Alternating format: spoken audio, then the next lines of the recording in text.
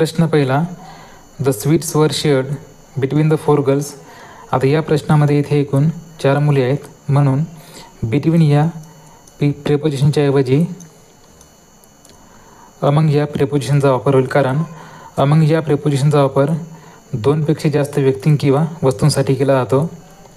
तर बिटवीन या प्रेपोजिशनचा वापर 2 व्यक्ती किंवा वस्तूंसाठी केला जातो आणि दिलेल्या प्रश्नामध्ये इथे एकूण 4 मुली असल्यामुळे बिटवीन या प्रिपोजिशनच्या ऐवजी अमंग या प्रिपोजिशनचा वापर होईल.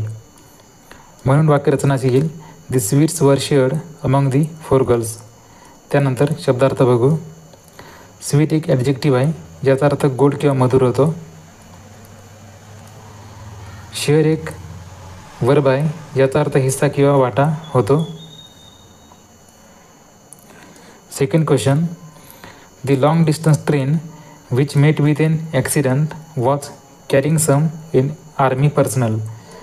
आता या प्रश्नामध्ये इथे या पर्सनलच्या ऐवजी या पर्सनल नामाचा वापर होईल, कारण या पर्सनलचा उपयोग व्यक्तिगत किंवा एखाद्या विशिष्ट व्यक्तीला उद्देशून बोलण्याकरिता होतो आणि या पर्सनल नामाचा उपयोग एखाद्या ऑर्गनायझेशनमध्ये काम करत असलेल्या कर्मचाऱ्यांकरिता किंवा एखाद्या ऑफिसमध्ये काम करत असलेल्या स्टाफला उद्देशून बोलण्याकरिता या पर्सनल नामाचा वापर होतो.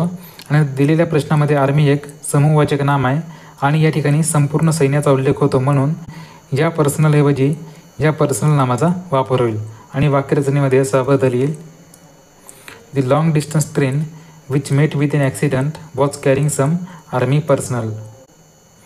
शब्दार्थ बघू. मीट एक वर्ब आहे, याचा अर्थ भेटणे किंवा एकत्र येणे असा होतो. सेकंड, वॉज एक वर्ब आहे, भूतकाळवाचक सहाय्यकारी क्रियापद आहे आणि याचा अर्थ होता किंवा होती होतो. कॅरी एक वर्ब आहे, याचा अर्थ वाहून नेणे होतो. आणि सम एक ॲडजेक्टिव्ह आहे, याचा अर्थ थोडे किंवा थोडेसे या अर्थी आपण याला वापरू शकतो. तिसरा, the young men from Japan found the ascent of the mountain hard going.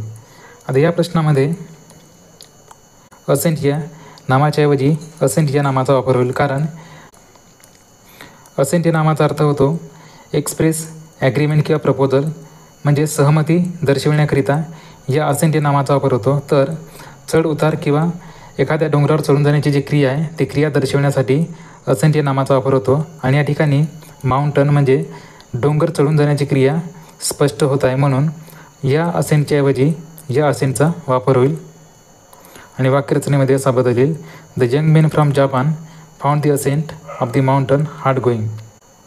शब्दार्थ बघू. यंग एक ॲडजेक्टिव्ह आहे, याचा अर्थ तरुण, जवान किंवा कमी वयाचा असा होतो. दुसरा, फ्रॉम एक प्रेपोजिशन आहे, याचा अर्थ पासून किंवा च्यापासून होतो. फाइंड एक वर्ब आहे, याचा अर्थ मिळविणे किंवा प्राप्त करणे होतो. तर माउंटन एक नाउन आहे, याचा अर्थ पर्वत किंवा डोंगर असा होतो.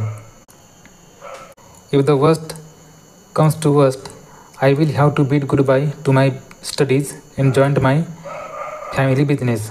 आता या प्रश्नामध्ये इथे टू या शब्दयोगी ऐवच्या पुढे दी एक डिफिनेट आर्टिकल येईल, कारण वर्स्ट एक बॅड या ॲडजेक्टिव्हची सुपरलेटिव्ह डिग्री आहे आणि सुपरलेटिव्ह डिग्रीच्या अगोदर दी एक डिफिनेट आर्टिकल येतो, म्हणून वाक्यरचनेमध्ये असा बदल होईल, if the worst come to the worst I will have to bid goodbye to my studies and join my family business. त्याचप्रमाणे बॅड एक ॲडजेक्टिव्ह आहे आणि पॉझिटिव्ह डिग्रीमध्ये विशेषण आपल्या मूळ स्वरूपात येत असतो, म्हणून पॉझिटिव्ह डिग्रीमध्ये बॅडला आपण बॅड लिहू आणि याचा अर्थ वाईट होतो. कंपॅरेटिव्ह डिग्रीमध्ये बॅड या विशेषणाचा वर्समध्ये रूपांतर होतो. त्याचप्रमाणे सुपरलेटिव्ह डिग्रीमध्ये बॅड या विशेषणाचा वर्स्टमध्ये बदल होतो. शब्दार्थ बघू. जॉईन एक वर्ब आहे, याचा अर्थ सामील होणे किंवा भाग घेणे असा होतो. त्यानंतर फॅमिली एक नाउन आहे, याचा अर्थ कुटुंब किंवा परिवार असा होतो. त्यानंतर बिझनेस एक नाउन आहे, याचा अर्थ व्यापार किंवा व्यवसाय असा होतो. आणि बीड एक वर्ब आहे, याचा अर्थ अलविदा असा होतो. प्रश्न 5वा, the interim report does not analyse thoroughly the principal causes of the disaster. आता या प्रश्नामध्ये या प्रिन्सिपलला PLEला प्रिन्सिपल PAL ने रिप्लेस करावं लागेल, कारण हा प्रिन्सिपल एक नाव नाही आणि याचा अर्थ जनरल सायंटिफिक रूल, सिद्धांत किंवा शास्त्रीय तत्त्व ज्या अर्थी याला वापरला जातो. आणि या प्रिन्सिपलचा वापर इम्पॉर्टंट पर्सन, प्रमुख, प्रधान किंवा सर्वात महत्त्वाचा या अर्थी याला वापरला जातो.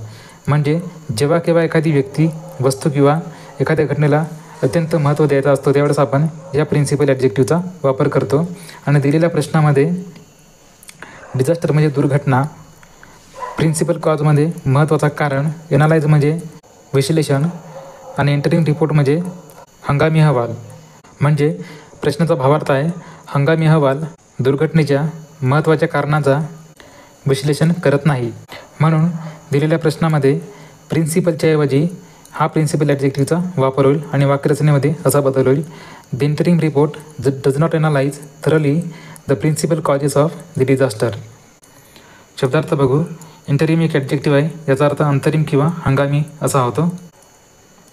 रिपोर्ट एक वर्ब आहे, याचा अर्थ विवरण देणे किंवा अहवाल देणे असा होतो.